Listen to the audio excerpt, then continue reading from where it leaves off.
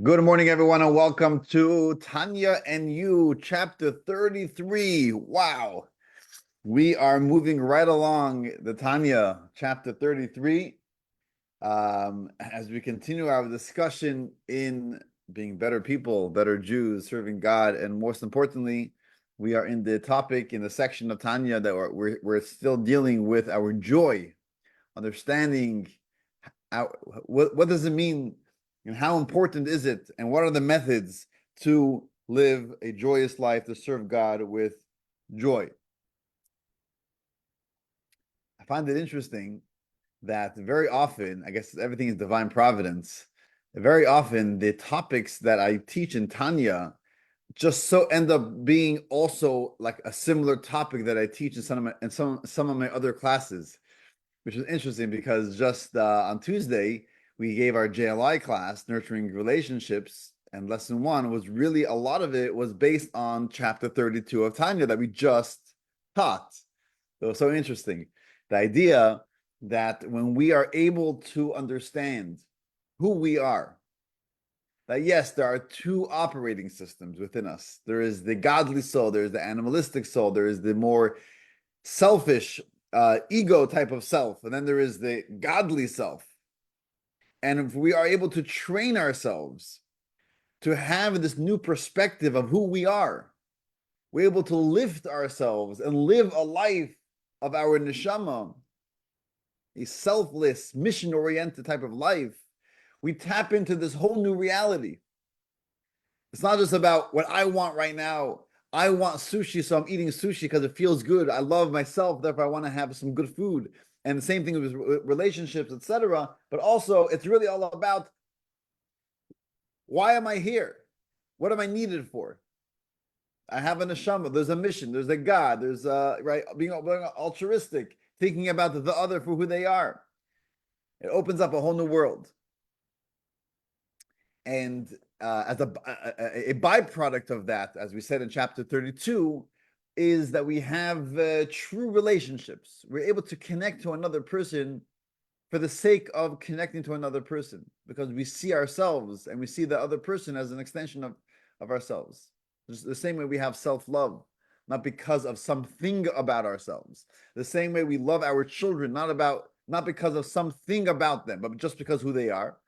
So too, we're able to have this with others as well.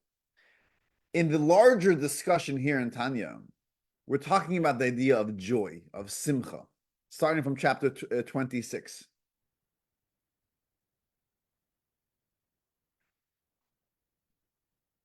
Starting from chapter 26, we started talking about the importance of joy, that joy is a necessity, it's not optional, and how to deal with the impediments, how to deal with the issues that come in our way. And in chapter 31, we started talking about that when we're able to understand that who we are is our neshama, that's our true self. And the fact that maybe we are not living up to our expectations, the fact that we have weak points, the fact that we fail sometimes, we're not perfect. That shouldn't cause us to be depressed. It should drive us to be better. We shouldn't be satisfied with who we are and say, okay, I don't have to change. No, we should have that drive. I should always try to better myself, but with a hip and a skip, or with some joy, because knowing that our true self is pure, neshama shenasata bi tohoirahi, our neshama is pure, and on the contrary, every time we're able to do a mitzvah, what's happening is we're taking our neshama out of exile, out of captivity, out of its discomfort, and we are releasing it. We are freeing it. And that itself is joyous. Just thinking about that already brings joy. So on that topic, we continue in chapter 33. Chapter 33 is a beautiful chapter. It's a little bit of a longer chapter.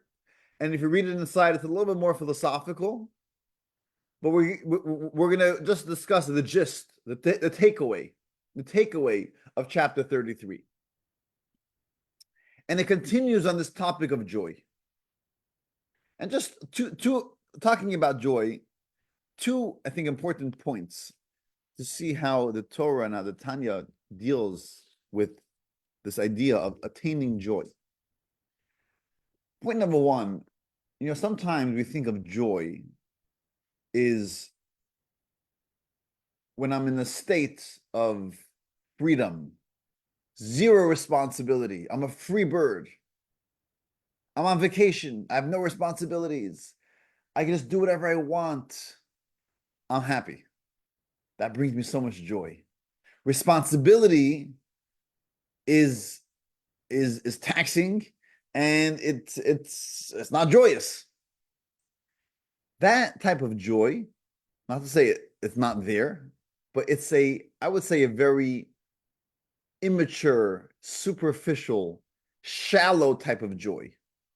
It's joy because I feel free. I can just do whatever I want. I think true joy comes through hard work. Avodah, as we say. It's toil, it's work.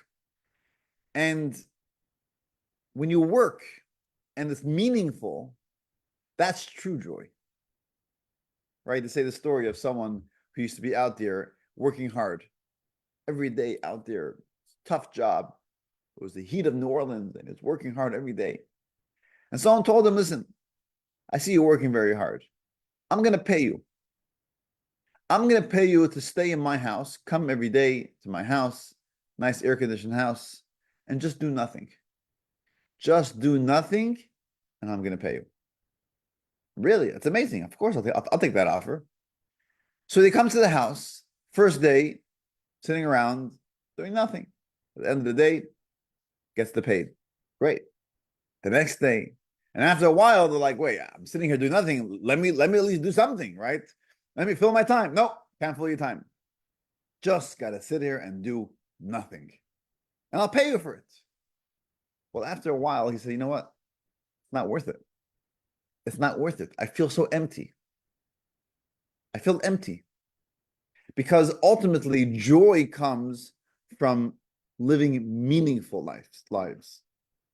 So the Tanya tells us, joy, think about something meaningful, completing something meaningful, doing another mitzvah. It may be a responsibility, but that's true joy.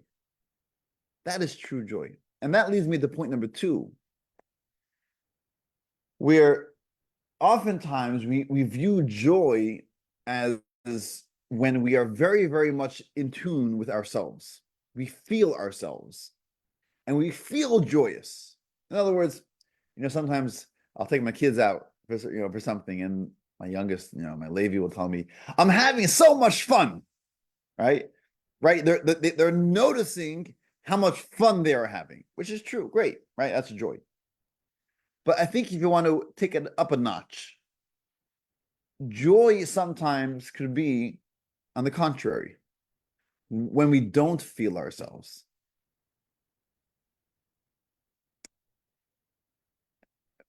I'll give you two examples from a wedding. You have a wedding, you have parents who are marrying off their only child, and they're standing under the chuppah. You have the parents who are very happy. It's the happiest day of their life, right? They're marrying after 20, 30, 40 years. Finally, their child is getting married. Wow, amazing. Very happy. Then you have the child. Let's say we call it the bride. The bride and the groom are also very happy. It's their wedding day. Who is happier? I'm not judging who is happier, but there's a different types of their happiness is a different type of happiness. The happiness, I would say, of the young couple, the bride and the groom, is a happiness which is very much felt. They're starting something new. They don't know exactly what they're getting themselves into, but it's a happy, it's a joyous occasion. That's great. They feel a bond to each other. They're feeling very much in tune with themselves, with each other, which is a great happiness. The parents, their happiness is more of like a nachas type of happiness. Wow, look, after all these years, we raised a child. Now, finally, it's their wedding day. They're starting their family, starting a new life. I mean, that's a happiness which it's less concrete, it's less felt. It's more that it's a deeper type of happiness. After the wedding, the dancing and the speaking and the guests and the food. The music. It's a great wedding.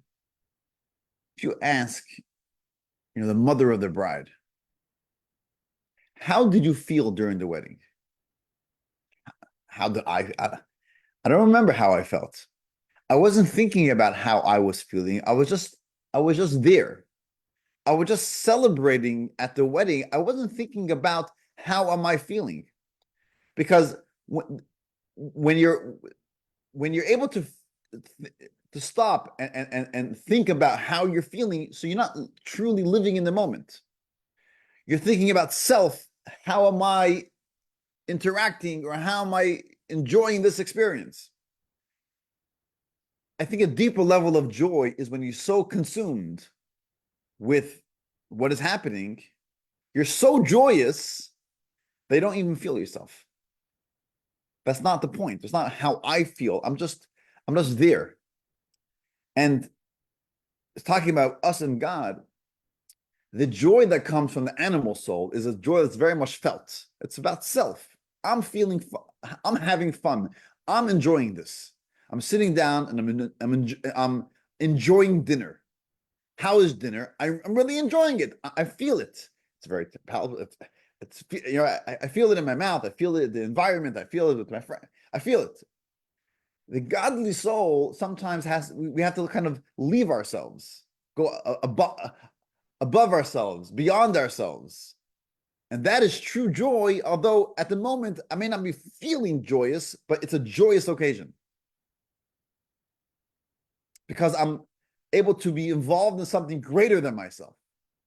That's true joy. And I think that's kind of a underlying message in that, kind of in between the lines in this chapter, chapter 33 of the Tanya.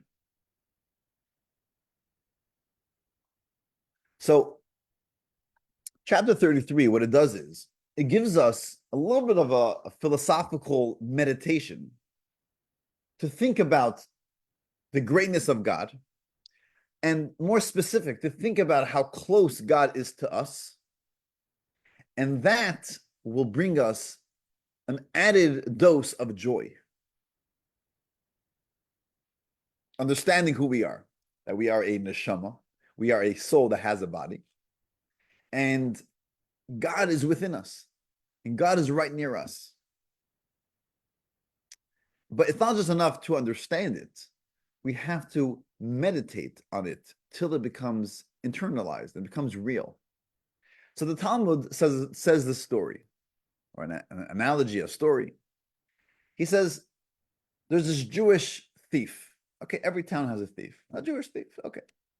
What's its occupation? The thief breaks into people's homes. That's what it does for a living. And it's very good at its work.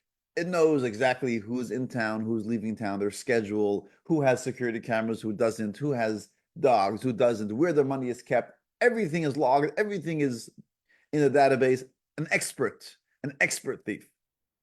And so the thief is getting ready to break into a house, climbs into the backyard, the lights are off, it's quiet, and they have the whole strategy, exactly how it's going to be done, and they're about to make their move. He's about to break the window or break the door and get into the house quietly and take whatever it wants. But suddenly, this thief gets nervous. To get a little pinch here in the chest. What's going to be? Am I going to be successful, or am I going to be caught?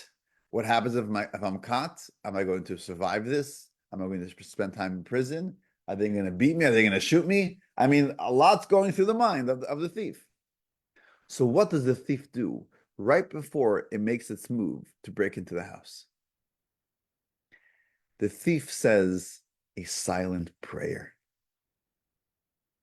God, please, God, help me be successful. This is what the Talmud says, okay? In other words, the Talmud is trying to bring out that there's like an oxymoron that goes on within a Jewish person. On the one hand, our faith in God is so ingrained within us, you can't get rid of it. It's there. We believe in God. Who are we praying for? To? We're praying to God. All right, wait. Do you believe in God? They don't believe in God, right? If you believe in God, why are you breaking into someone's house? You know it's wrong. There's absolute morals in life. If you don't believe in God, why are you praying to God, right? So there is like this innate belief in God that we have, but sometimes the belief isn't strong enough, isn't internalized enough, isn't real enough to actually change our ways. So there's this famous song that became in the Hasidic world, it became famous because one of the Hasidic singers, Mordechai ben David, if you've heard of him, he composed a song maybe 20 years ago, 25 years ago. Anachnu ma'aminim b'nei ma'aminim. Anachnu ma'aminim b'nei ma'aminim. We are believers, the children of believers. Jewish people, we are born believers. Now, it sounds great. Pat yourself on the shoulder. Well, I'm born a believer. But you know what? We are also born with the potential, with the ability to walk. We're also born with the ability to talk. But have you seen a little baby walk or talk? No. It has to be trained. You have to develop this talent. The same way we have to teach ourselves how to walk, we also have to teach ourselves how to believe. We have this emunah ingrained within us, but it will remain a very superficial, unreal type of belief in God if we don't develop it. We don't train ourselves how to believe in a way where it's real, internalized, and it actually changes the way we act based on this belief. That we have to do. We're born with it, but we have to develop it.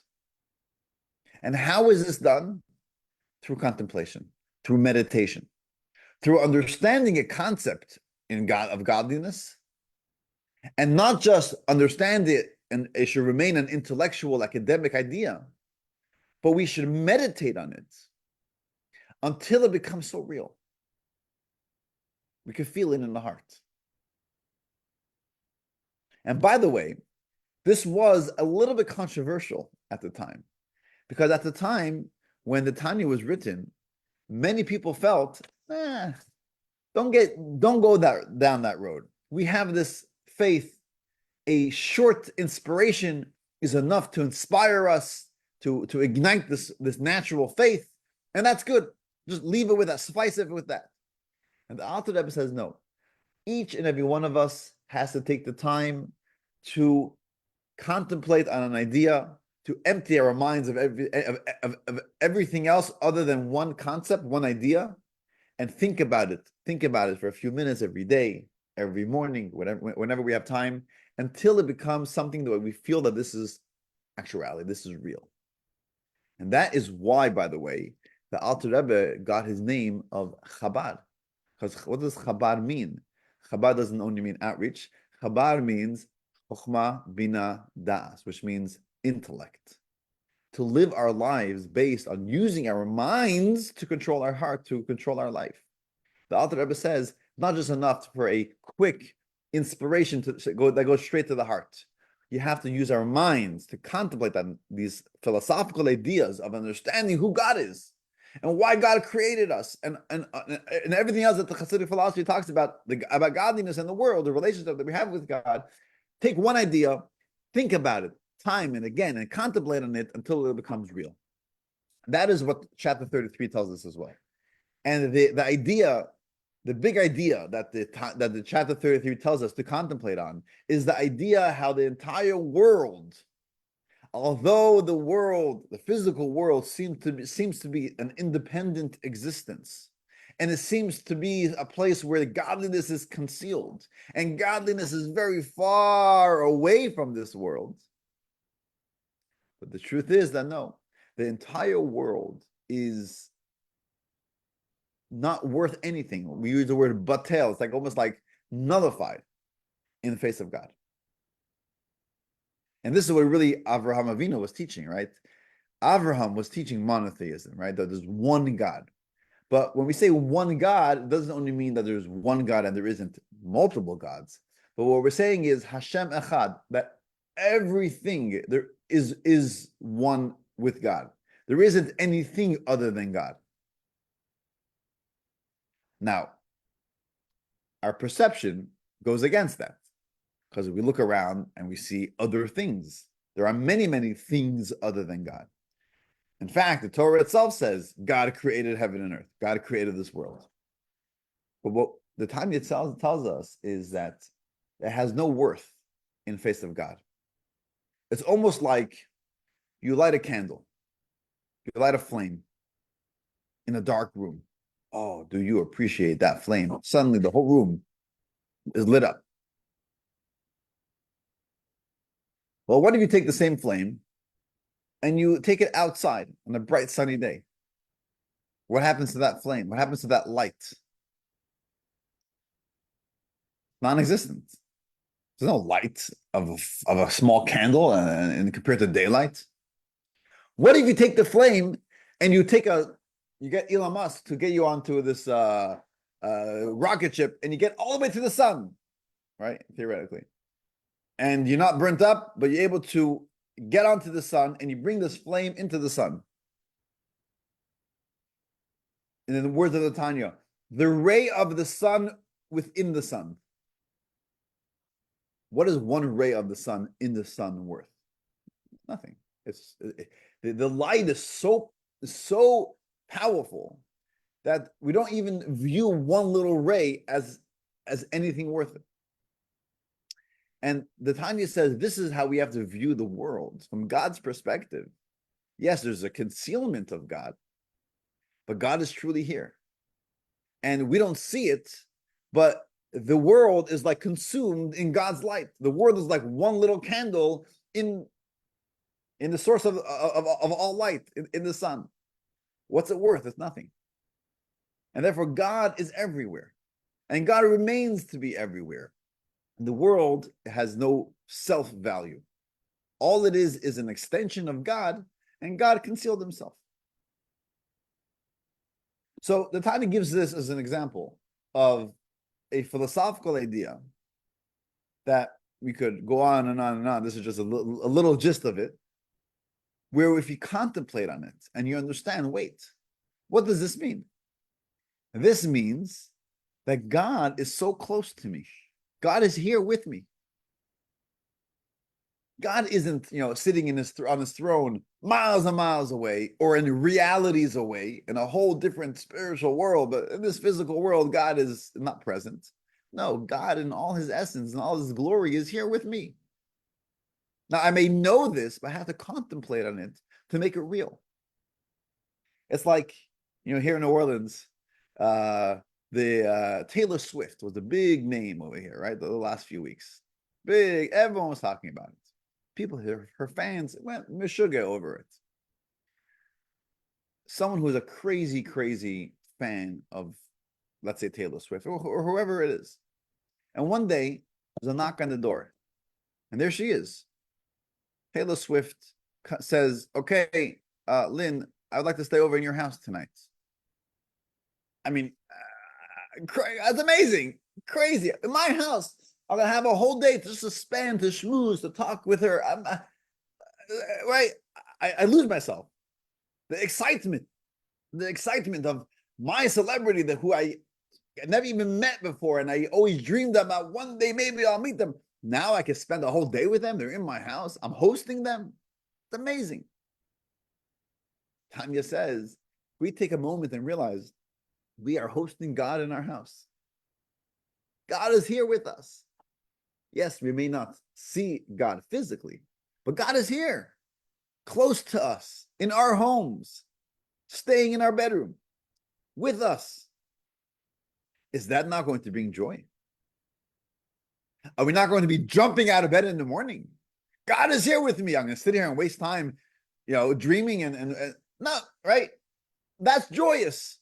The problem is sometimes that we know it, but we don't really feel it. It's not real. It's an idea that we read, that we believe in. But it's a belief like the thief believes in God. I believe in it, but at the end of the day, it has nothing to do with my life. When I'm in a crisis mode, I'll pray to God. But if we contemplate on it and understand how close God is to us, becomes real. And then understanding that whenever I am able to do something real, so to do something meaningful, to transform some of the darkness of this world into light, how God has so much pleasure by this. And this is really fulfilling the mission of creation, that God wants a dwelling place here in this world. The more we understand this, this is true joy.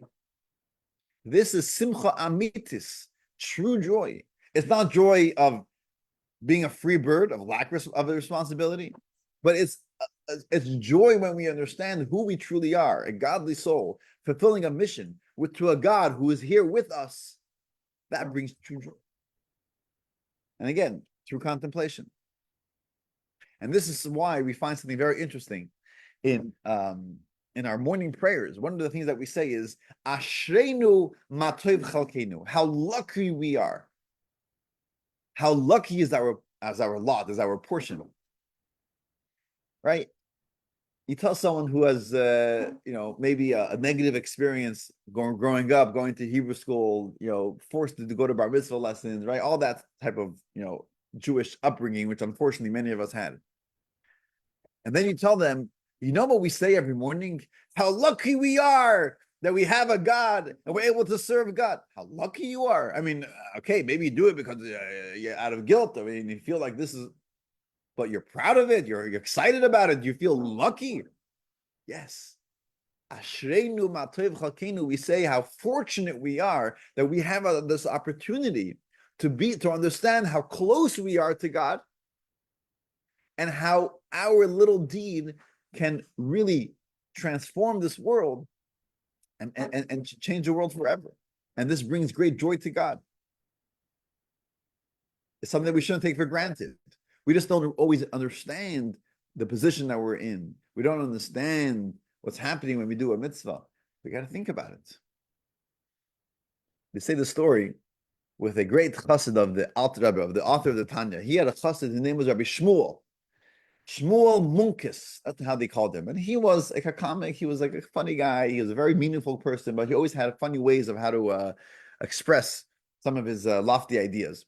They say this story that he was living in the town where back in the day, all the homes were all made out of wood, right? All there was wood. And unfortunately, every once in a while, there was a fire. And if there was a fire, it pretty much burned down large sections of the town, because until you ran to the well or to the lake or to the river and you start schlepping buckets of water, I mean, the fire would spread fast. There were many, it was a big issue back in the day, how to deal with fires. Well, one day his house goes on fire and he loses his entire house. I mean, you couldn't imagine that. He's probably devastated. He loses his whole house. The whole house is burnt to the ground. And his neighbors are looking at him. What is his reaction? And they see he turns to heaven and he's smiling and he's saying, how lucky I am. How lucky I am. I am Jewish. I have a God. And they look at him and say, Shmuel, did you go Meshuggah? Do you not realize what just happened? Do you not realize you just lost your whole house, burnt down to the ground? He said, of course. Could you imagine what I would be like if I didn't have a God? How lucky I am that I have a God and I have everything in perspective. I know that there's a God in control. I know there's more to life than my physical house. Thank you, God, for giving me this perspective. So sometimes, even through difficult times in life, we have this perspective, it could only add in our joy. So that is, I could say, the gist of chapter 33 of the Tanya. And like I said, it's a little bit of a longer chapter, so you can read it inside with to get greater details. It's a little bit, like I said, deep philosophical first half of Tanya, the chapter. But this is the general idea, to understand how godliness is close to us and make it real through contemplation. And this brings great joy. Thank you for joining us this morning, and I hope to see you next week. Rabbi, can I just mention something? Yes. So, they talk about contemplating God's non-dual presence. while reading, I got stuck on that, his non-dual presence. Just, which it came up on page 375. There's all this stuff above it. And I think non-dual presence means that there is one God. uh-huh. That There's it one can be, God, yeah. It and can the be, world, even though it seems like there's a separate entity called this world, but it's really almost like nullified in the face of God. It's not a separate entity. To our physical eyes, it seems like a separate entity, but there's only one God. And everything is really an extension of God. okay, so that It's was like if you had millions of candles, millions of small flames in the sun, but then you didn't fully physically remove it, but you blocked the sun, and all you see is just the light of the sun. So the light of the sun seems like a separate entity because I don't see the source of it. But really, it's in the source. The source is just concealed. So this world is within the light of the source of it. This world is God's light, but the godly light is concealed. All we see is the effect yeah, the world. of the light. We don't see the source of the light. So it seems like there's a separation between the physical world is one entity, then there's like the spiritual godliness is a separate entity. But truthfully, it's really all one. Thank you. It's helpful. It's helpful. I have to reread. It's a lot.